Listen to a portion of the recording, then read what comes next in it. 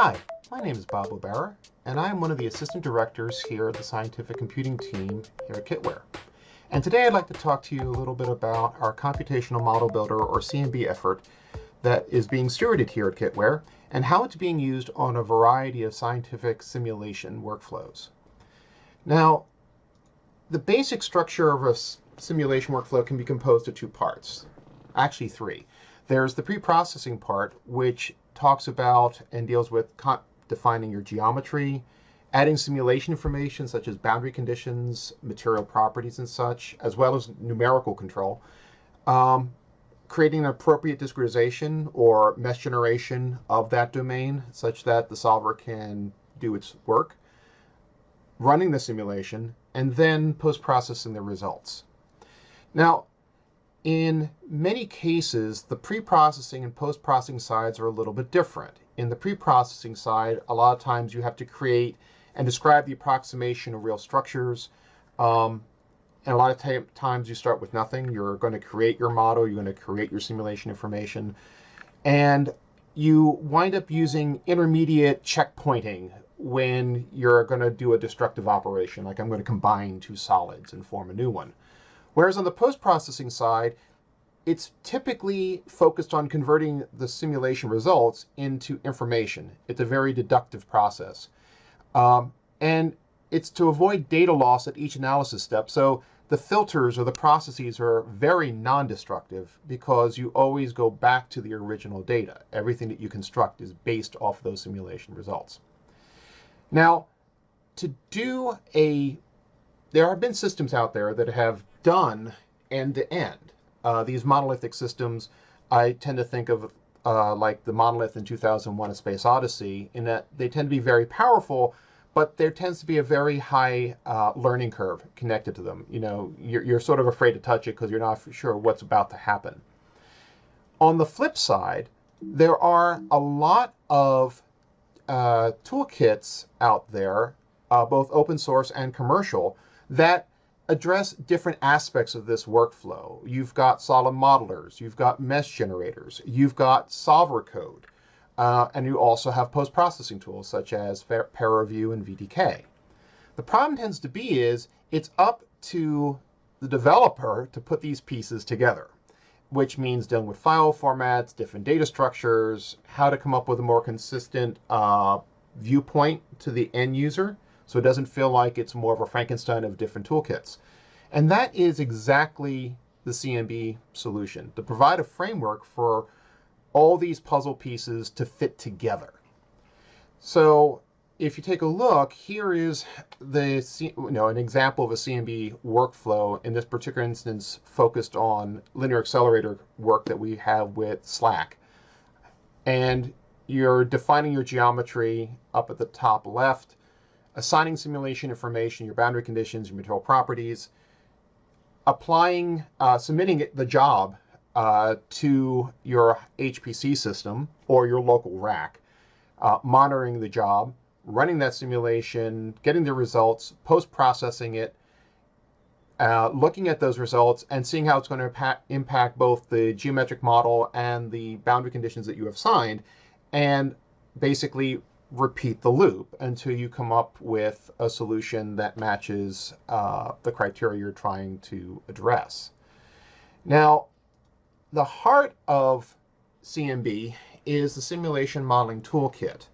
Now, this toolkit is broken into several different aspects of it, which include the resources. In our case, we start off with the analysis, the model resource, the simulation information resource, and the meshing resource. Based off of those, you have a set of operations. They can be modeling operations. They can be operations of associating boundary conditions to model geometry. They could be meshing operations. They could be post-processing operations. And a variety of services and frameworks to try to help make things easier for the end user. Now, in terms of the types of geometry that SMTK and Model Builder can deal with, there's a large variety of it. If you take a look at the upper left and upper right, you're going to see traditional CAD geometry, surface-based geometry. The upper middle is geometry extracted from scan data. In particular, this is digital elevation modeling data of Chesapeake and Delaware Bay. The model on the lower center is an example of an extracted knee joint coming out of, once again, scan technology. And the model on the lower left is an example of a nuclear reactor core. In this particular instance, it's a relatively simple geometry, but there's lots of it. You're talking about over 50 to 100,000 different subvolumes inside of that reactor core being modeled. Beyond topology, SMTK also deals with modeling information. We call those attributes. These can deal with boundary conditions, material properties, solver specifications, as well as operations themselves can be modeled using the SMTK attribute system, which includes modeling operations, meshing operations, how to export the information to the solver, and how to deal with things like process modeling. SMTK also provides the ability of creating a declarative description of information and then automatically generating UI components. On the desktop, we are primarily using the Qt toolkit to do most of our generation. This can be done in both as before, declarative. You could write C++ modules. You could also write potentially Python modules to add new ways of creating panels and information exposure. The current application areas, we have supported workflows in nuclear energy, hydrology, material science, castings, high energy physics, computational fluid dynamics. We have interest in the auto industry, manufacturing, and biomedical. This is an example of a simulation being run using code developed at Los Alamos National Laboratory. Is called TrueGIS. In this particular instance, you're going to be seeing the cooling of a melted form of uranium in a casting mold and watching how the cooling process is being controlled to help control how the crystal layout in the final solidification of that uranium is going to be controlled. Sort of switching bases a little bit here, switching topics.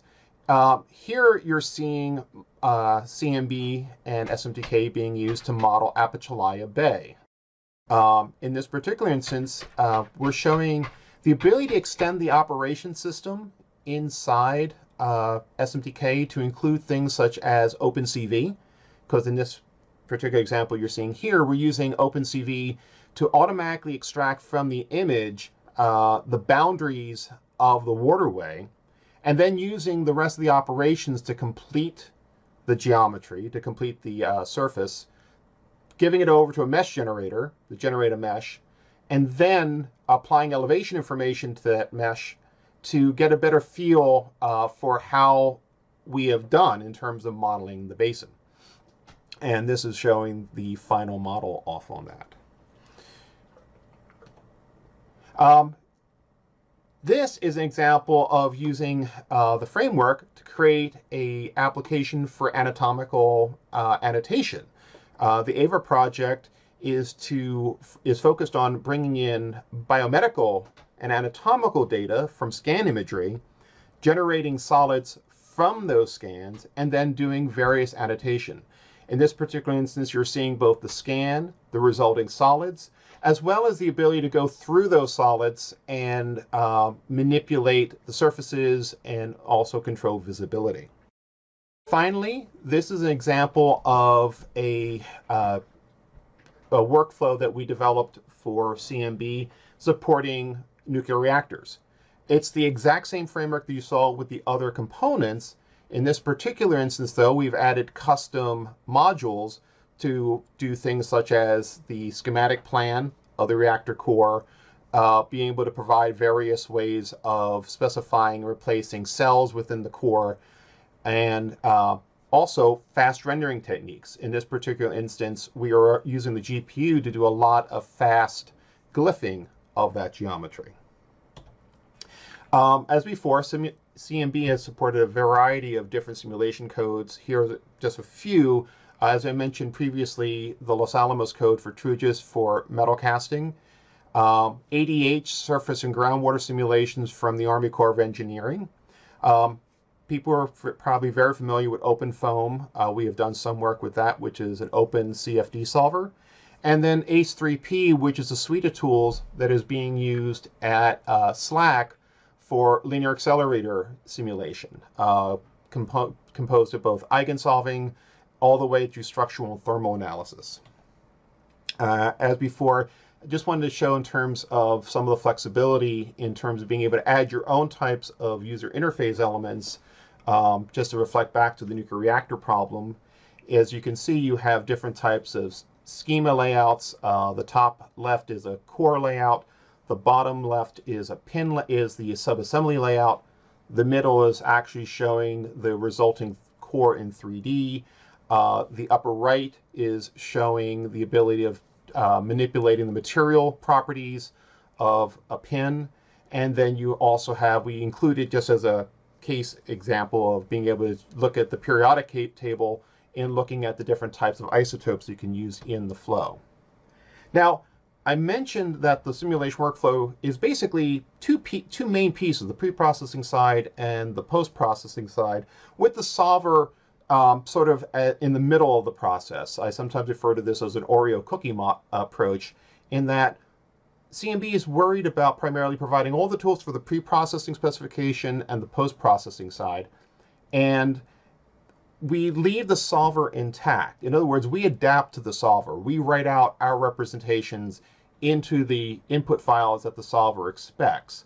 This also allows us to provide an ability to abstract the solver in some ways to make it more obtainable from the end user's point of view. In a lot of cases, solvers are written from the developer's point of view. This is how the code is going to be processing the data, as opposed to what is the natural representation that's inside the end user's mind.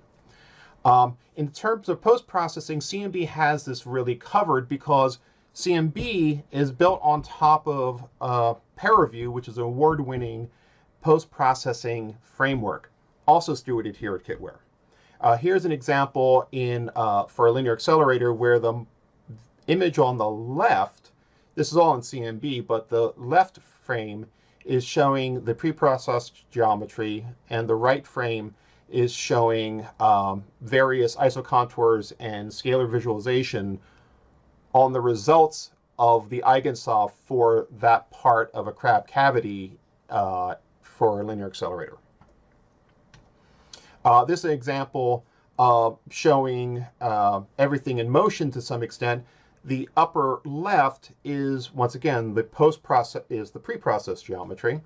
The lower left is the exterior of the accelerator, and the right is showing a cutaway view and showing how particles are traveling through the accelerator, both forward and backward. Not to forget, in terms of cloud and web-based workflows, we also have efforts here that are developing state-of-the-art tools for supporting both supporting simulations in the cloud, as well as providing interfaces that are purely web. Nothing has to be installed on your machine. So here are a set of funding sources that have supported the CMB effort over the years, from the Department of Defense, PET programs, the U.S. Army Corps of Engineers with the Engineering Research and Development Center, various DOE efforts, and NSF, plus commercial. In terms of information sources, we have our main website. We have our sources available on GitLab. And we have two discourse main areas for SMTK and CMB related activities. I want to thank you so much for your time, And please feel free to contact us if you have any questions. We'd be really interested in seeing how we can apply the CMB framework to solving your types of problems. Thank you once again.